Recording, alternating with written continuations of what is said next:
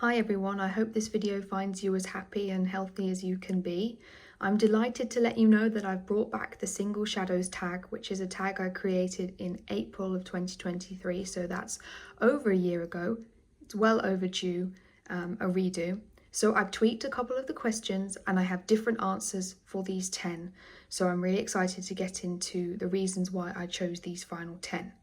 I'm also going to be posting a separate video where I talk about the shadows that I shortlisted for each of these questions, because some of these shadows, they barely pipped it to the ultimate decision.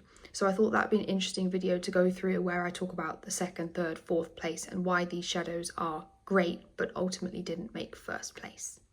Before I get into a little bit about this tag, I just want to let everyone know, if you haven't seen my original video, that I live on a train line and therefore the sound and video may be cut out at random times because I can't predict when a train is going by. So let's talk about the tag itself. So I posted it on Instagram because this YouTube channel is new, and the hashtag is #SingleShadowsTag. Please note that that's a plural #SingleShadowsTag. However, in the last 18 months, the hashtag feature on Instagram is really bad, so I'd appreciate if everyone could tag me in the reel or the carousel post that they're creating to talk about their answers. I've selected a final 10, and as I said, some barely scraped it to being that final one, but I often saw feedback with the last tag that I did where people were saying that they found it too difficult to choose 10 or narrow it down to one. Please don't feel obliged to do that if you really can't decide between one or two or three. Just post about them. Like, it's not a hard and fast rule. It's not meant to be a hard tag or a challenging tag. It's meant to be a fun tag. So please don't feel like you have to limit yourself to one shadow per question. And also, if it's a shadow that comes within a palette, that's fine too. I just really liked seeing everyone's answers. And you may have also seen that I created a Single Shadows report where I went through everyone's answers and looked at the data from that. And it was really interesting to see the common brands, the common shadows. People have told me, I don't want to sound like I'm bragging, but people have told me that they've found other people's answers a really useful resource and summary of their tastes. So it's my hope, doing this over a year from the last tag, that this will have reflected that people's tastes have happened over time. That's definitely been the case for me because I've got 10 completely different shadows. So let's talk about the 10 that I've chosen. I'm not going to be swatching these. I may swatch them on my Instagram, but I have swatched all of these on my Instagram within either brand content or my favorite four content or my one and done content. Just go to my Instagram and my story highlights should be able to help you along the way. Let's get into the first shadow. So I've turned on a little studio light and I have my makeup vanity mirror behind me, and I've lowered the exposure slightly to try and bring out the sparkles. So the first question is your current favourite single shadow, and my choice is Mika Beauty Shop's Sea Spray. I love light blue. My friends and family tell me that my favourite colour is purple, which is a weird thing to tell someone because, in my opinion, not that I apparently know anything about myself, but my favourite colour is light blue. And I love a dimensional shadow rather than a shifty shadow. I have quite flat eyes, so the concept of having a shifty shadow doesn't really show up on me. But what I love is no matter what curve your eye has, a dimensional shadow will show up. And this has dimension. It has silver, it has blue, it has green, it has pink, it has purple. I haven't had it for long, but I've really enjoyed using it, and it's also a dry formula. Another thing I think I struggle with a lot of blues in single shadows is the base tends to be really strong, like a primary blue, whereas this is like a nice pale blue, almost a grey blue. So it makes it a perfect shadow to pair with a lot of different other things, and you can sheer it out because of how light the base is. I have really been enjoying this. So the second question is, what is your previous favourite single shadow before that one? And this one was a no-brainer to me because I track my eyeshadow usage. That sounds complicated, but I literally just scribble it down in a paper diary, so I can see what I've used from month to month. And very early on in this calendar year, I realised I was using this shadow more than anything else. And this is Baroque from Cleona. I want to give credit to Catherine B. Beauty, who sung the praises of this shadow, I believe. I know she loves Palace. I think she's also talked about this one before. Either way, even if she hasn't talked about it, you should definitely check her channel out. If that is an unfamiliar name to you, I will link her in the description. I was expecting something brighter and stronger with this, and what I have found with this is that it's a lovely quote-unquote wearable pink. On my skin tone, pinks and reds are always a very dangerous territory, but this works very well. I used it in a reel where I talked about how it came across as like a cherry blossom eyeshadow, so it would be perfect for spring. It's sparkly, it's quote-unquote wearable, it's neutral adjacent. On my skin tone, it complements me really well. I love it, and you can see by the fact that the what's this called? Imprint. The imprint on it has nearly gone. Question 3 is, what is your favorite one and done eyeshadow? And for those that follow me on Instagram, they know that I have a one and done highlight series, and I have a spreadsheet where I rank all of the shadows that I've used as a one and done. And you would think I would have just chosen the top one on that for this question, but I thought about it, and I actually chose, I think this is ranked number 3. I'm not going to reveal what the other ones are. I'll talk about that in part 2, but this is Break of Dawn from Shine by SD. The reason why I chose this one is the light sheer base of it means that some of the shadows that I ranked highly for one and done are more daytime shadows, some are more nighttime shadows. This works well in both scenarios. It looks very green on camera, but in reality I'm getting like a shiny penny, pinky gold reflect from straight on. This I would describe as a great summer to autumn shadow because it has warm tones, it's shifty, it's slightly sultry, and I think if I was to recommend one for other people, given that a lot of people have warm skin tones, I would say you really can't go wrong with this one. I feel like the characteristics of a one and done that are kind of tacit are that, first of all, it's a shadow that you put on when you don't have a lot of time. And secondly, it's a shadow that you may not have the time to or availability to top up during the day. So longevity is key. This is a shadow that wears really well on me. So longevity is ticked with this one. Question 4 is a single shadow that you think is underrated. And for me, this would be Alpenglow from Shine by SD. This is part of the Earthborn collaboration with Seeking Shifts, who is on YouTube and on Instagram. There are definitely some shadows from that collection that are well known and well loved amongst the indie community, shadows like Ice Blink and Naka, but this one I think isn't talked about enough. This one has, and I think the camera is doing a decent job at picking it up, a variety of sparkle. I'm going to sound like a broken record, but I love dimensional shadows, and this is a dimensional iridescent.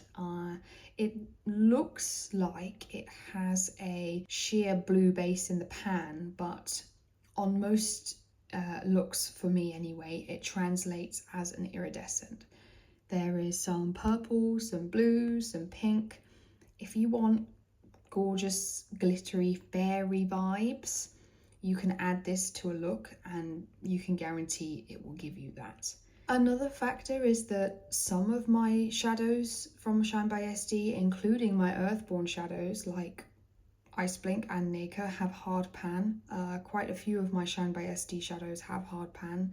So sometimes, just because it is extra time and effort to deal with the hard pan, I'm more inclined to pick up Alpenglow because the formula of this one is such that no hard pan has developed. So yeah, This one is underrated to me, and I think more people should talk about it if they have it and they love it. So question 5 is a single shadow not worth the hype, and some people are going to disagree with me, but this is Cleona Royal Pear, and this is what I have chosen for this category. Let me explain why. On Instagram, I have a series I recently started called Deep Dive, where I do 5 looks with a shadow that's new to me or fallen out of my rotation for me to understand whether I like it, I love it, I would change things about it, I hate it. Royal Pear was a shadow I did a deep dive on. The conclusion I arrived to was that the base is too strong and it's not sparkly enough, meaning it just overpowers any shadow or any look that you create. With this, just look at it, it's almost neon, bright green base, and it's just not a sparkly shadow. I've swatched it on my partner's skin tone, and he has a deep skin tone, and the green base is less noticeable, but it is still less sparkly than other Cleona shadows. I will link the deep dive post below, but I will repeat what I said there, which is I think this shadow is close to being perfect. It just needs to have a sheerer, more sage base, and the pink sparkles need to be brighter. But at the moment, with it being how it currently is, I wouldn't recommend it. Question 6 is a single shadow that represents your favorite singles brand. I used to have the phrase best in the title of this question, but I actually realized that what the implication would be to pick out a shadow that was perhaps the most popular from the brand, and therefore people's answers were most likely going to be similar. So I wanted to leave it a little bit more open to interpretation, and that's why I took out the best. This is Ferric by Cleona, and Cleona were an unknown brand to me in 2023. I ordered from them for the first time in the winter of 2023, and they've now become my favourite singles brand. The reason why they've become my favourite singles brand is the formula is the most consistent, and the production of the shadows has been the most consistent out of all of the indie brands that I've tried. What that means is there's no discrepancy of some having hard pans, some not, some shadows arriving half full, others full, sometimes coming with an invoice or a thank you note, sometimes not. What you can expect from Cleona throughout the whole user experience is the same, and I think that's very professional and very important for a brand. That doesn't mean that Cleona is exempt from my criticism. I've mentioned this before, but I don't like that Cleona doesn't do pre-orders and has a process whereby they open up some shadows to be available on a number of months. I don't think that gives consumers the most variety of choice, and if the shadows are listed online, they should be available to purchase as a pre-order rather than having them out of stock for a number of months at a time. Not counting, of course, situations where things like the pigment runs out or a reformulation is needed. I'm not going to make blanket statements like that. But overall, I've really been enjoying my experience from Cleona. As I said, there's consistency in the formula. It wears well on me. It's often a small particle size, which works on my eyes, which are oily by the end of the day. The small particle size often makes it easier to work with as well. So this is Ferric by Cleona, and I really struggled to choose one shadow to represent Cleona. Ultimately, I chose this one to balance out the high number of pinks and purples that I noticed that I had in these 10. So I went with a green. Ferric is a well-known and popular eyeshadow within the Cleona community, and I do understand why it is sometimes a bit difficult to pair with things because it has a green base versus a red sparkle. That contrast can be a bit tricky, but when people find a way to make it work, you can see some really lovely looks with this online. I wonder whether I should do a deep dive with this. Would you guys be interested in me doing a deep dive with this one? Question 7 is a single shadow you grew to like, and this is Bismuth by Lethal Cosmetics. I did repan it into a round pan, and it is a bit loosely pressed, which is why it looks a bit worse for wear. I mentioned this in my initial review of the shadow, but I didn't particularly like how messy it was. There's something about this formula, I don't know what it is, but if you get fallout, the fallout sticks to your cheeks or wherever it falls and it won't move. It will just spread across your face, but it won't lift off your face. However, I do think that you can minimize the fallout depending on the glitter glue and the brushes that you use. Now, I would be hesitant to say which glitter glue and which brush because I can't recall, but I do know that I did a look with this recently and I had minimal fallout, and I realized that it wasn't as finicky as I had initially said it was. I don't really like hollow eyeshadows. I think they look a bit tacky.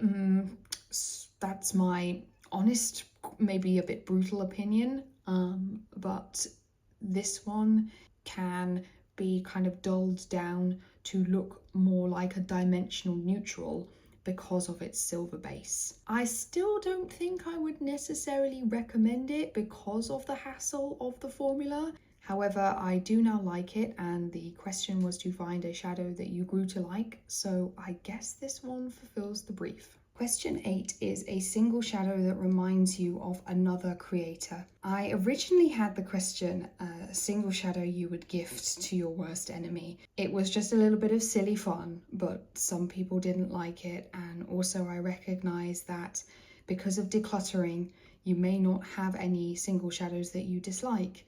So I thought I'd change it to spread a little bit of community and appreciation for the lovely content creators that we have on Instagram, YouTube, whatever platform. So this is Terra Moon's Milky Way, and this reminds me of an account that I absolutely love called Beginning Eyeshadow on Instagram. Her looks are always incredible. I have her saved on my Instagram favorites, so I'm always really excited to see the looks that she creates. I will make sure to link her below. There's always an element of color, but smoke. It's kind of goth adjacent. I don't know whether she'd be happy for me to call it goth adjacent or how she would like to describe her style, but I'm always so excited to see whatever she creates. And this shadow reminds me of her in that it has the dark base, the contrast of red sparkle. It is a really interesting and unique shadow. And whilst I don't support Terra Moons anymore, I do recognize that this is one of their most unique achievements in creating a shadow like this.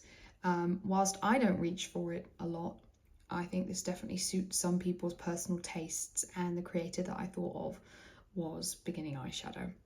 So please do check her out if you haven't checked her out already. The 9th question is a single shadow you would pay double for, and I knew the brand that I wanted to talk about straight away, that brand being Glam Shop, because so much of what they create is affordable.